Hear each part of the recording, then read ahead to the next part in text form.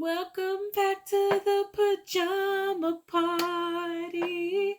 Welcome back to the pajama party.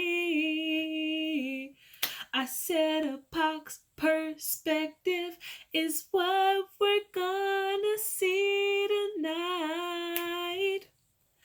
Welcome back to the pajama party. Welcome back to the pajama party. I said a box perspective is what we're gonna see tonight. Yeah, yeah.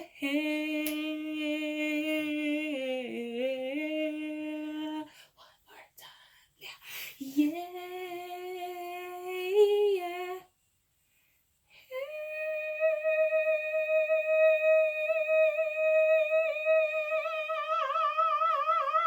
Ow. I don't have no earthly idea what that was, bro. But come on in, welcome in, bow your heads, open your hearts, listen to this blessing I want to bestow upon you. Heavenly Father, thank you, Daddy. Thank you for blessing me to get through the first half of the podcast. And thank you for just continuing to dwell with me, Daddy. And so I ask to the ones who are listening, Lord, that you would use me to give comfort, to give life, love, your presence, Lord, to your children. May you be found living in me, Lord, through me. Help me to say something that communicates, a sign to somebody that you are speaking to them. Or, Lord, just even if your love is the only thing found here in your joy, let that be enough, Daddy. And I just ask that to the ones listening, you would bless them. Bless everything about them. Bless them to curate a relationship with you, to know you, Lord, to have an understanding with you, a bond of you, and not just know you as Lord, to know you as Daddy, to know you as friend, because you are all those things. To know you as protector and defender, to know you as husband, or to know you as wife, to know you as mom, as daddy. So many things. You are so much to us. Truly, you are. And so I ask that you would sup with them, Lord, that you would fill your children with your presence, that you would cause them to see you, Lord, to see you in fresh new ways. May their hearts be open to you, Lord. May you mend and love on any broken hearts, any rejected hearts, Lord. Anybody who feels unseen or unworthy, or even like they have to harm themselves, Lord, to feel anything. I ask for blessings upon them, that you would change their mind and heart, Lord, that they won't harm themselves. And to those who are struggling mentally and emotionally, and to those who may even contemplate their own lives, Lord, may your reassurance be poured out on them that they are enough because they are yours. They are loved because they are yours. Their life is important not only because you created them, but because you saw fit to die for even them. And if it was just them, guess what? You still would have died for them, Lord. And so, because we are yours and we are marked by the blood you shed for us on the cross, we owe our lives to you. It is simply yours. And so, Father, please fill them with encouragement, with peace, with healing, Lord, with comfort, with your grace. And teach us how to just have love and compassion for each other as well as ourselves. And Lord, all these things we thought to ask for but didn't, I ask you, granted in your grace. Glory be to God. Thank God. Amen.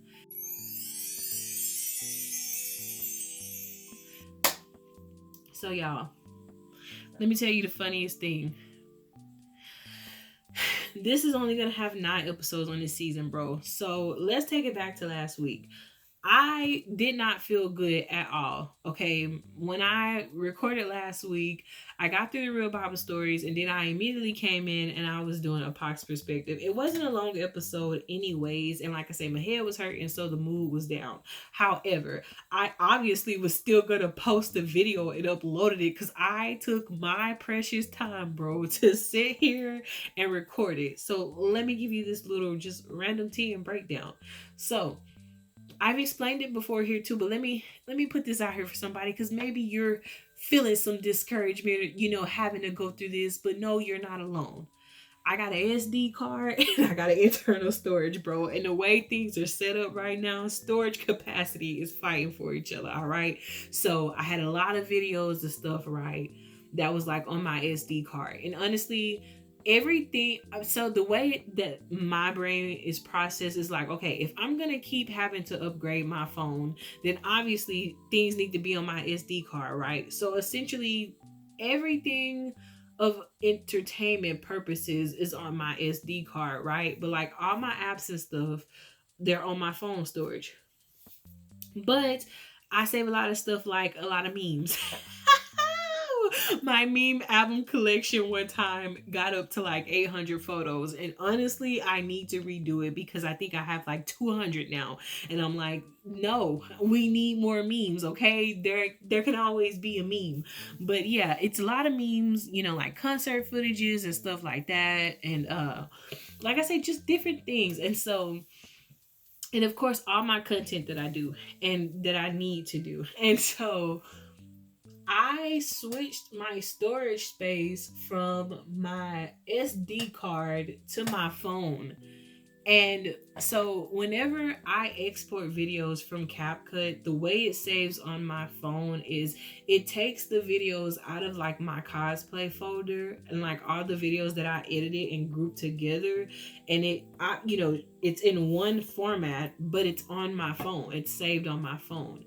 And so I remember I like saved Wednesday Wellness. I had this video appear, whatever, but I think where I went wrong was I was cleaning out a bunch of like videos and stuff on Friday, because after I do like my makeup looks and stuff, I delete those videos. Well, I must have assumed, because it was the camera roll, that video was actually like footage of like a makeup look or something. I don't know, and I scrapped it, bro. And so that long explanation just to say that your girl don't know what happened, but some kind of way the video got in the trash. And so I was gonna go in the trash to restore the video, because sometimes they'll give you like 30 days to restore, or like 5 days to restore. No, the video was gone. They were like, you're not restoring this, baby girl, let it go. And so for that reason, my friends, I'm going to actually go back and catch you up from what we were talking about last week. So, for starters, the words of the week. You get two this week. Your first one is exhausted, because baby, that's what we were last week. So exhausted, it is an adjective, all right, and it means drained of one's physical or mental resources, very tired. Last week, Dohi Sama was very exhausted, muy exhausted, bro. Okay, so this week our word is assuage. ASSUAGE. Assuage. Not assuage. It's a verb, and it means to make an unpleasant feeling, in parentheses, less intense. So here's the sentence. By his word, the Lord has assuaged my fears about my future. Okay, that was a pretty good sentence. I like that. All right, so last week, basically, it was established between me, myself, and I, apparently, it was established that for this week's, or this season of Apoc's Perspective, we would talk about a K-drama show. I talked about my concert experience, I talked about some life experiences, and I love doing new things, talking about new things. One things I really love doing is talking about shows. And I used to do them a lot when I first started out doing cosplay, but because that the Lord has transformed that into its own thing, as He has done with much of my other stuff, that's just where we're at right now. And so I chose a show for you, okay? And the show I chose for, so I'm gonna watch this show, and I'm gonna watch it to for the duration of the rest of a Pac's perspective, all right? And I'm gonna come back and I'm gonna tell you about it. But I'm gonna leave you some cliffhangers so that way if you want to go watch it for yourself, like you ain't got that many spoilers up in there. You know some things, but you ain't knowing everything. That's what we working with. You gonna see. But so yeah, I'm gonna watch it and update y'all and tell y'all about it and hopefully get you into a new show, bro. So, for context, I love K dramas. I love Korea. I ain't ever shied away from it. I love Korea. I love the culture. I love the life. I was blessed to go there, bro, for a short time of like a week. And I'm so sad, but I will be back, okay? Mark my words. That is like my home away from home. I was telling my mom, I remember when I touched down in Korea. It was my first time ever even getting on a plane, all right? And I wasn't bothered. Like when I stepped out, I felt so at peace. And it was just incredible to me, because I am convinced if I was better at the language, I probably would have felt like I was still in America. It just, yeah, it was really peaceful there. The people were very lovely. They were very friendly. I got to pet a dog, and I just she her dog. It was all white, right? It was the perfect scene, especially because let me just say, there has been talk that like we are not always welcomed over there, all right? And so I was a little skeptical because you know me, like I haven't, thank the Lord, I haven't had to experience too many racist scenarios, but I have had my share, okay? They are not welcome. And so, of course, I was very nervous about this experience because I'm like, I really want peaches and greens to be a staple. She let me meet her dog, bro. Came up to me, was like, "Ruh, ruh." It was a little small white dog, was furry, okay, little ear, little curl tail, the whole shebang, right? I was sitting outside. She was smiling at me. I was smiling at her. She just walked the dog up to me. She let me pet him. When the dog got its loving and started skip that beedly dee off, she skipped that beedly dee off. But for real, like people, I love South Korea. Like I love them. I love them. I love the Korean language. I've been learning Korean, so I know how to say my name. It's 𝕯𝖆𝖆. I really hate that in every language, bro. 𝕯𝖆𝖆 is just so, in Spanish is Victavia, in Korean is Victavia, and I'm like, for real? The disrespect, okay? So I'm gonna just stay beefing in these languages. But yeah, I started uh learning Korean. So for an instance, 안녕하세요, 안녕, 제가 빅테비아입니다. Or 저는 빅테비아입니다. Oh goodness, 사랑해요. Yes. Fighting. Funnily enough, Nabi is moth. I just thought you should know that. You know what I'm saying? Sregi is trash. Namja Chingunin that's my boyfriend. Like Minyungi Namja Chingunin. You know what I'm saying? I'm just saying. So anywho's. So this show that I have for y'all, it is called Psychopath Diary. Now, when I first started, I was like, am I going to really love this? But y'all, this show, it is so funny already, and I'm like, you're lying, babe. But I love it. I love what it's promoting already as far as this man's confidence. The other stuff, no. So this is what has happened on Psychopath Diary thus far. All right, let me paint the stage for you. Let me set the scene.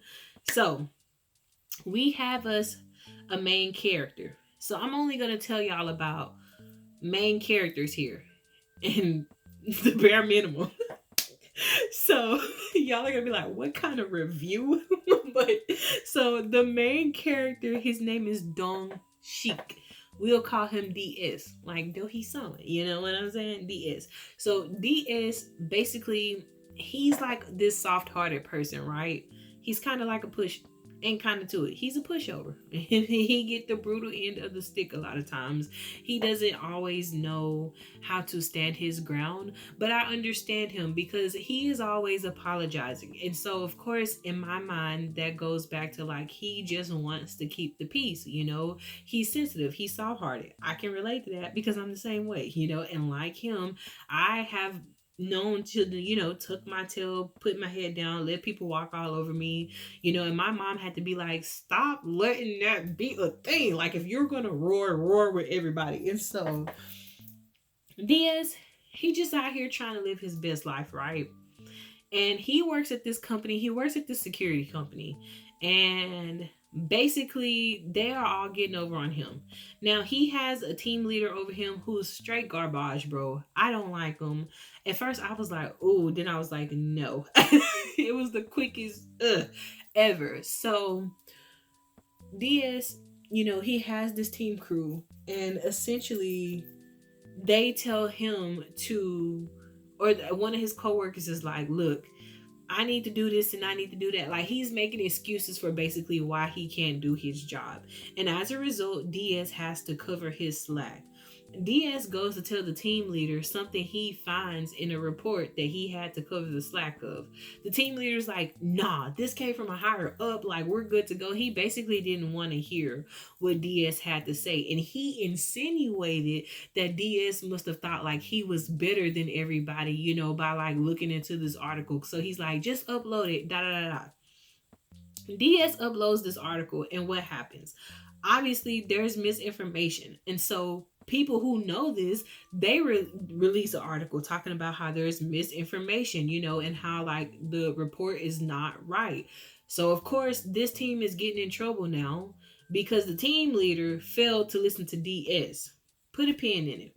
We're gonna put a pin right there. Actually, no, we're gonna keep going a little further with Diaz's story. So Diaz basically ends up having to take the fall for this, and nobody is backing him up. And I think that that makes me the most mad with his whole team is like, y'all are a whole bunch of cowards. And if it's the one thing I cannot stand, it's like, have my back. I do not care if the world is burning and crashing. If it's you and me together, it's you and me together. Have my back. Don't be a coward. Don't just sit there and watch me burn. Say something. Do something. Be about it. I wouldn't do you like that. Don't do me like that. Oh, and so yeah, that this guy was just really not loyal to DS, right? And he basically lets him get thrown under the bus, even though this was a result too of him not owning up to his part. You know what I'm saying? Like he didn't even want to be like, this was my article, my miss, my mistake.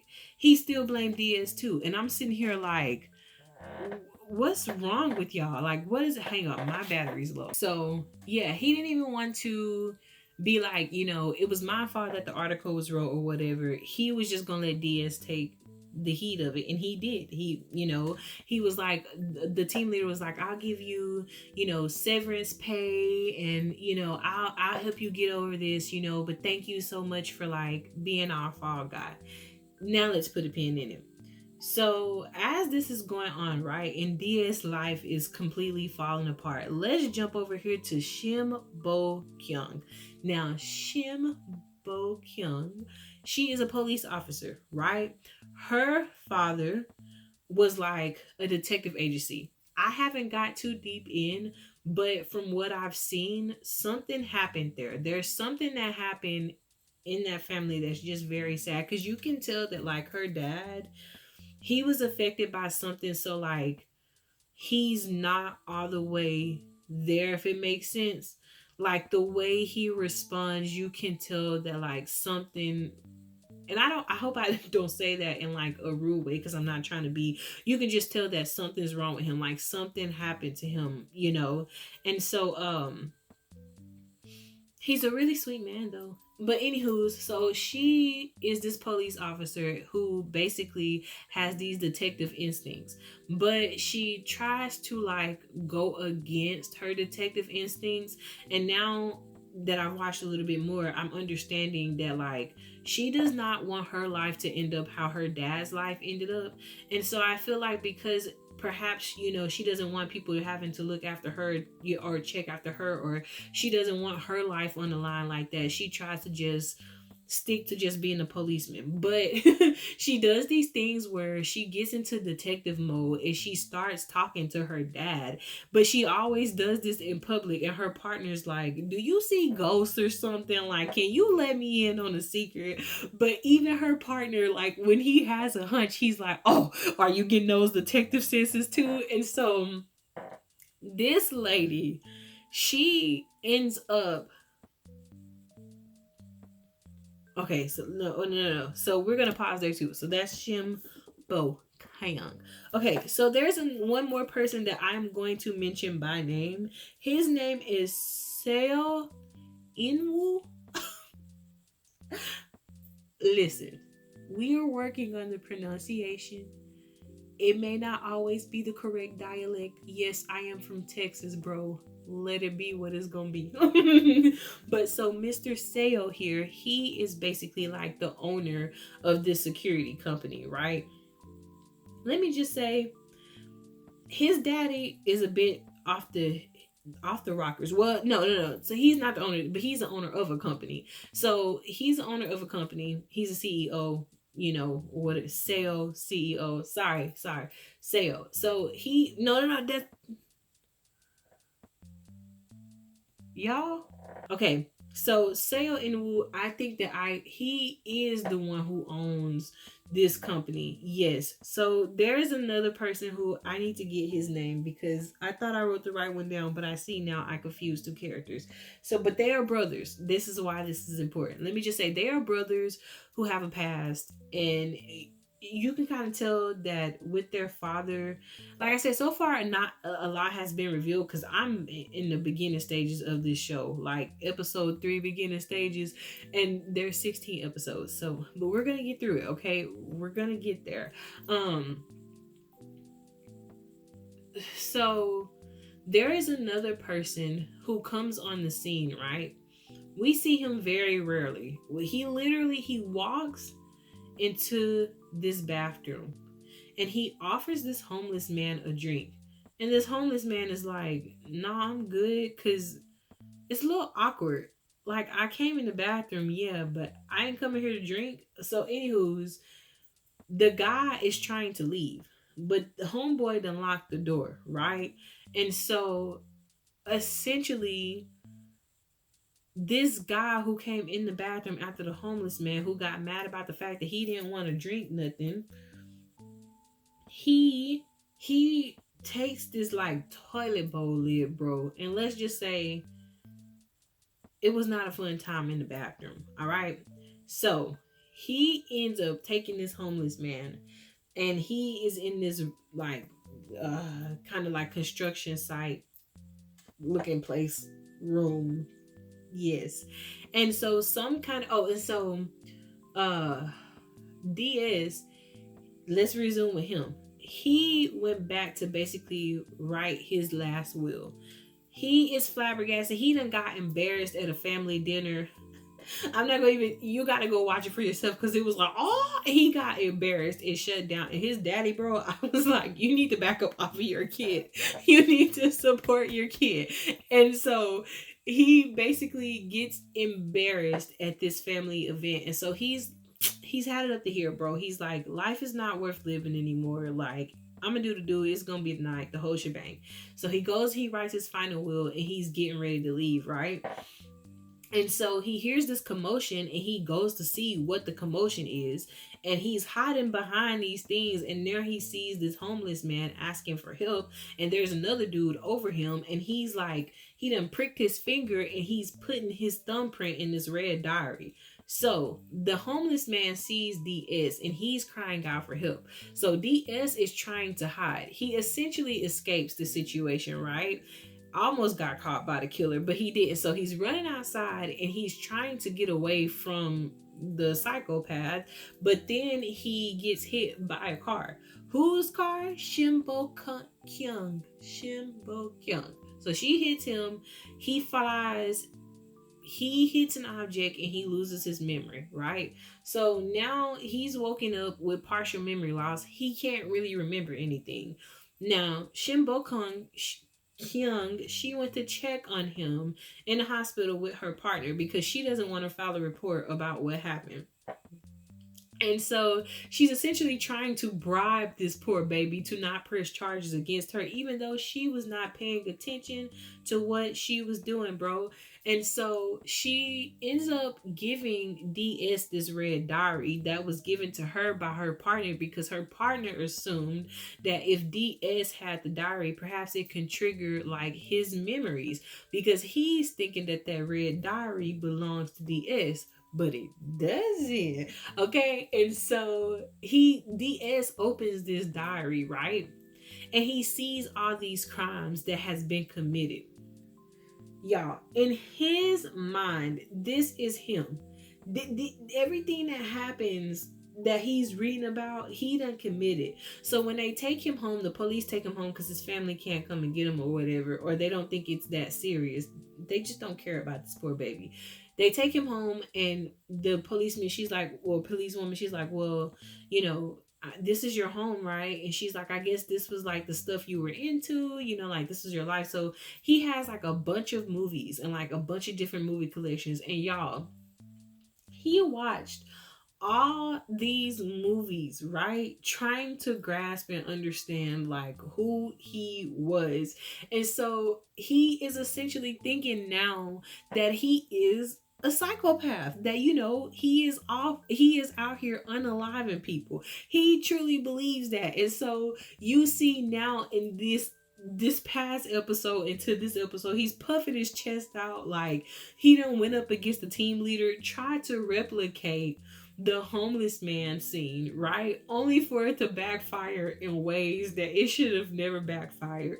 And so he is like, oh, he's kind of having an identity crisis too, because he's like, how can somebody so soft be a psychopath? But so when he first lost his memory and went back to work, the one who told him to do the report straight lies to him about everything. And he tells him, he's like, the guy asked him, he was like, what kind of guy was I like before I lost my memory? And he's like, you were a pushover. He's like, a pushover? He's like, yeah, you just always wanted to help.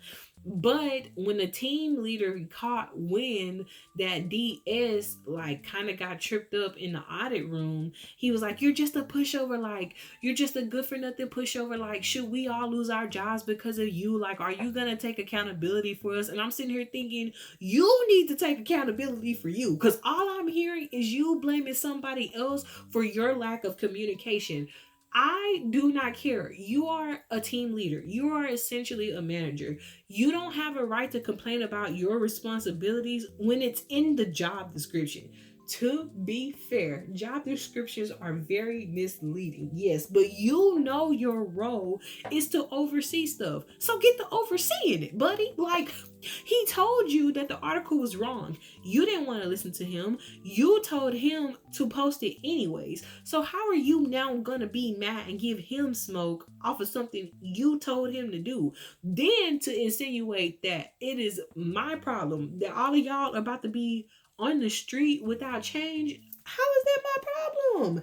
If y'all would have took the time to do your jobs, we would not be here. Okay, everybody should have did their job. Oh, y'all, I'm telling y'all, I was so mad at that karaoke scene because I'm like, y'all sitting here watching DS get like abused and y'all aren't saying anything. Y'all are just looking at him talking about, oh, my life, my life. What about his life?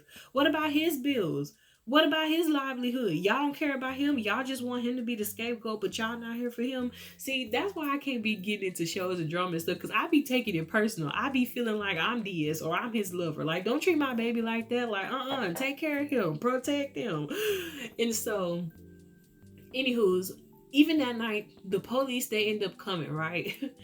Because the team leader, he calls the police whenever homeboy tries to be this macho assassin, right? And so when the police come, they see that the team leader, he was the one actually bullying DS. That's all I'm gonna say. It was caught on camera. If you want to know how, you're gonna have to watch it. And so now the team leader is trying to figure out how to get DS thrown out of work because the co-worker has let it slip to the team leader that DS, wrote a will and lost his memory. So Shim Bo Kyung is trying to follow these series of murders and really piece together what's happening, because they keep saying that these people are unaliving themselves, but the evidence is not looking like, excuse me, what people are saying it is, right? And so she ends up meeting this guy again, and they talk or whatever, and he basically ends up helping her follow, I guess, what the steps she needs to take to unlock like her beef with her detective side, her dad. And so now we're at a part where uh there has been a family dinner with the father, and they are trying to figure out what happened in the security team.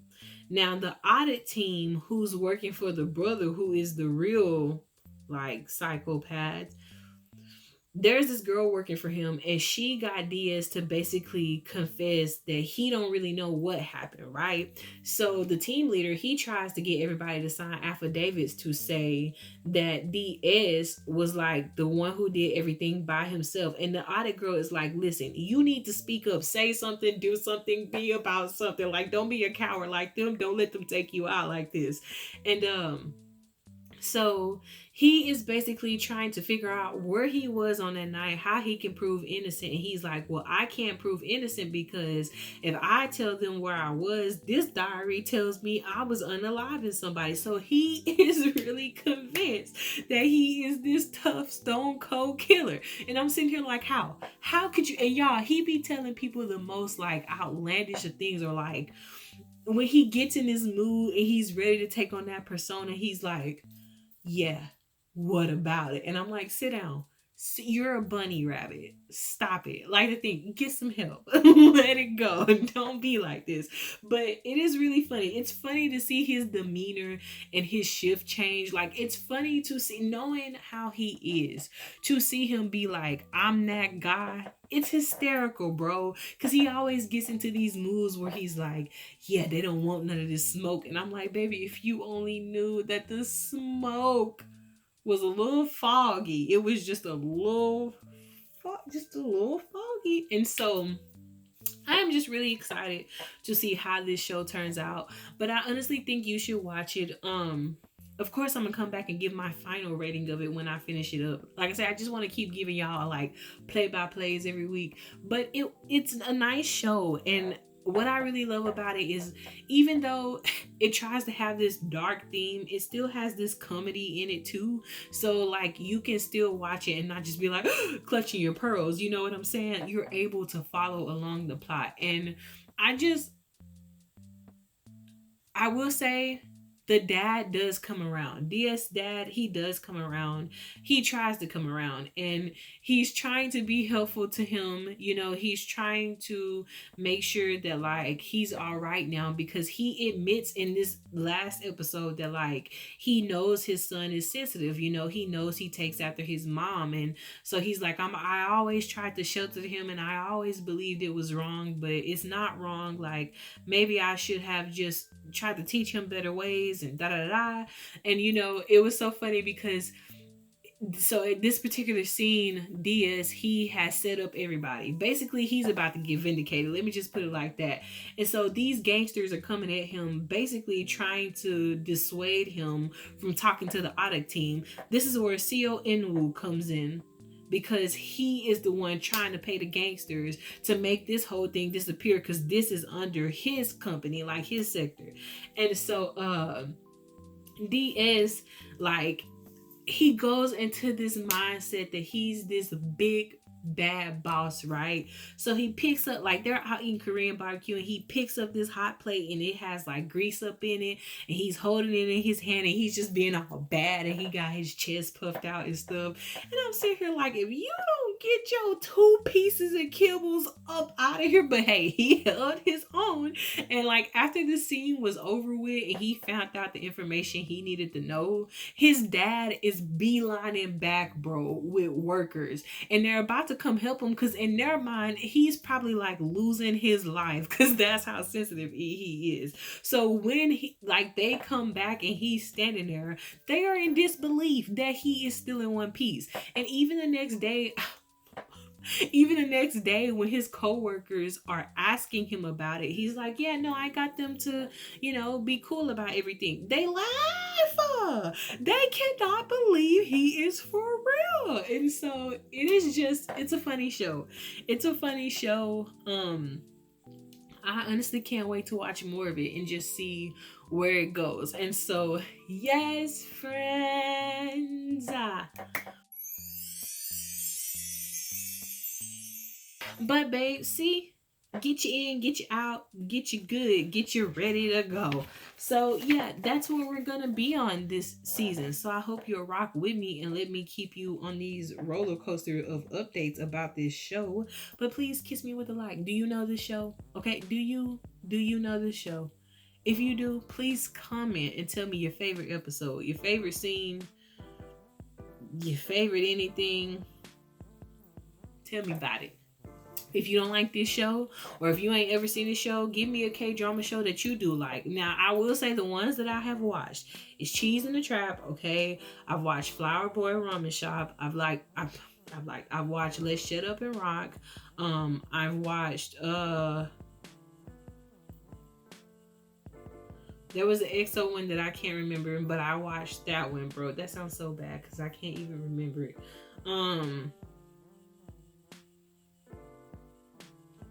I started watching Flower of Evil, but I haven't been able to finish that one as of yet. But yeah, so I've started a couple. I finished a couple. I've watched Itaewon Class. I watched Squid Games. And so yeah, so I've seen those already, but we can still talk about them if you want to.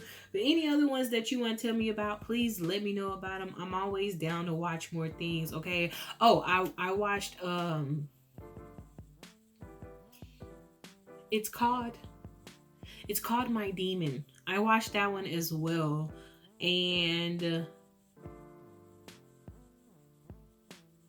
yeah, y'all. I think that's kind of been like my list of K-dramas. I feel like I'm probably forgetting something. I don't know. But if you know any of these titles, tell me about it. Let me know how you feel about them. But yeah, guys, that's it. I keep saying yeah, guys, so I'm gonna just let you go, guys. But yes, kiss me with the like button, comment, talk to me, let your girl know how you're feeling. Subscribe to the channel because we are always posting everything and anything. And just please remember always that the Lord does love and bless you. He truly does love you. So he loves you. He blesses you. May he keep you. I believe in you. I love you. And I hope whenever you view this, you have the most amazing of days or the most incredible of nights. Goodbye, guys.